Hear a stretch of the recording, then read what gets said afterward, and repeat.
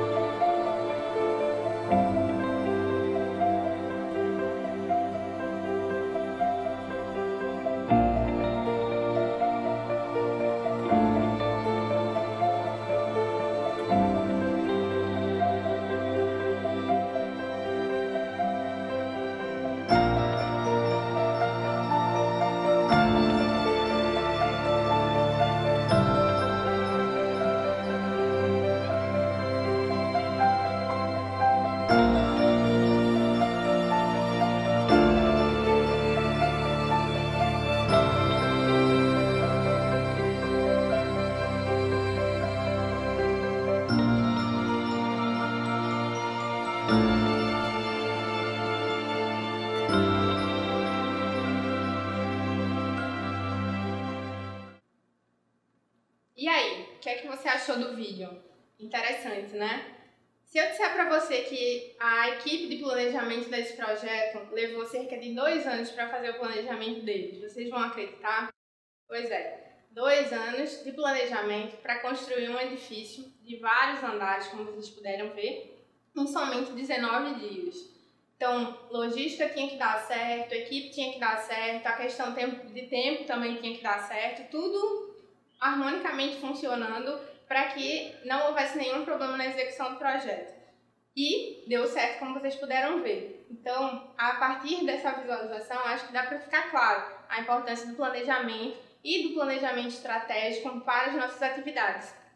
Desde a construção de um edifício como esse, quanto também para o planejamento das atividades do dia a dia, das nossas atividades de trabalho, na nossa escola, com a equipe pedagógica e todas as outras atribuições e tarefas que a gente tem que fazer diariamente. Então vamos começar o nosso módulo. Quais são os capítulos que a gente separou para você? O primeiro, de planejamento estratégico, que a gente vai demonstrar como é que funciona o ciclo estratégico. O segundo, elementos base e principais ferramentas. O terceiro, formulando o mapa estratégico e o plano de ação. O quarto, com o sistema de monitoramento, controle e avaliação. E o quinto, que a gente vai mencionar quais são os principais objetivos do planejamento estratégico e seus desafios.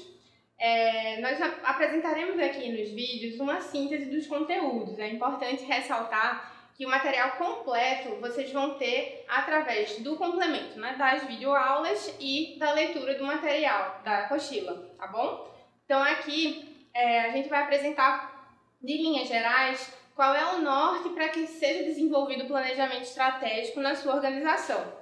Então vamos começar. Então, nesse primeiro módulo nós vamos ver o planejamento estratégico e o seu ciclo e dentro dele os subitens. Conceitos gerais sobre planejamento estratégico, o ciclo estratégico e principal metodologia de planejamento estratégico. Antes de mais nada, você deve estar se perguntando, mas afinal, o que é planejamento estratégico? E na tela vai aparecer a resposta para essa sua pergunta. Um conceito do próprio dicionário Ruais. O planejamento estratégico é a arte de aplicar com eficiência os recursos que se dispõem ou de explorar as condições favoráveis de que porventura se desfrute, visando o alcance de determinados objetivos. Como seria isso na prática? Então, o conceito de planejamento estratégico gira em torno de elaborar uma trilha de ações para que a gente consiga enxergar exatamente onde nós estamos, como no exemplo que aparece para você, que é o cenário A. Onde nós estamos? Qual é o nosso cenário, o contexto, quais são os nossos pontos atuais e os que a gente deseja melhorar. Para, a partir de então, evoluir para um cenário B, que seria aonde nós pretendemos chegar. Então, para isso, a gente precisa, de fato, analisar a organização sobre vários ângulos e sobre várias perspectivas e estruturar um plano para esse futuro. Quais são os pontos-chave, então, do planejamento estratégico? Então, conceitualmente falando, o planejamento estratégico é um ato de pensar e fazer planos de uma maneira estruturada e documentada. Não adianta só ficar no plano da imaginação. Esse plano tem que ficar num papel, escrito, encadeado, e numa linguagem que seja compreendida por todo mundo da organização.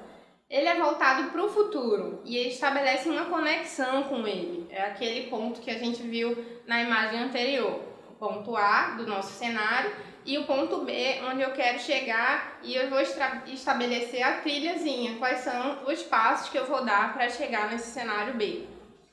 Ele possibilita analisar forças da instituição, fraquezas, ameaças e oportunidades, justamente para que seja possível atuar de forma eficaz com o recurso que se dispõe, para que sejam exploradas essas condições favoráveis. E ele promove a integração e a coordenação dos esforços. De que forma? Todo mundo vai olhar para o mapa da estratégia e vai ter as mesmas informações de quais são os objetivos que a instituição quer alcançar e quais são as tarefas para se chegar lá. Todo mundo vai compartilhar das mesmas informações e vão ser monitorados e acompanhados com frequência para que esse resultado seja alcançado. Parece bacana, né? Você deve estar imaginando que tem um monte de conteúdo pela frente, mas para contribuir com a sua visualização de como é que esse ciclo funciona, a gente preparou o seguinte fluxo. Vai aparecer na sua tela que o ciclo estratégico de uma organização está organizado em 4 módulos. Se você for estudar mais aprofundadamente na bibliografia, você vai identificar talvez os ciclos mais extensos, mas para fins do curso, nós separamos esses 4 pontos especialmente para você de um jeito sintético que você vai conseguir compreender direitinho como é que funciona. Então, no primeiro ponto, a gente vai ver identidade organizacional, a sua missão, a visão e os valores. No segundo ponto, você vai ver as análises do ambiente, que pode se traduzir como diagnóstico, análise do ambiente interno e externo, aquela ação de enxergar, mergulhar na instituição e no seu entorno para poder fazer o diagnóstico e o cenário todo. No terceiro ponto é a formulação e implantação da estratégia. A gente vai ver o mapa, o plano de ação também. E o quarto, mas não menos importante, é a etapa de controle, a etapa de monitoramento e avaliação que vai garantir que o plano que seja feito, ele de fato se mantenha rodando direitinho dentro da organização. Então vamos lá. A principal metodologia do planejamento estratégico, como a gente falou, é o Balanced Scorecard. O nome pode parecer difícil, mas o entendimento é muito simples. Ele é nada mais do que um indicador balanceado de desempenho. Balanceado porque vocês devem estar verificando na imagem da tela que são 4 principais perspectivas a serem trabalhadas na organização.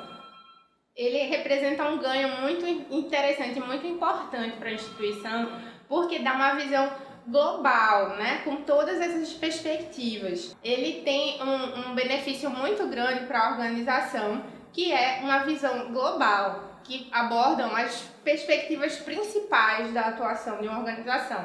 Então vocês vão ver, no BSC existe as perspectivas relacionadas a processos internos, mercado, clientes, finanças, aprendizado e crescimento.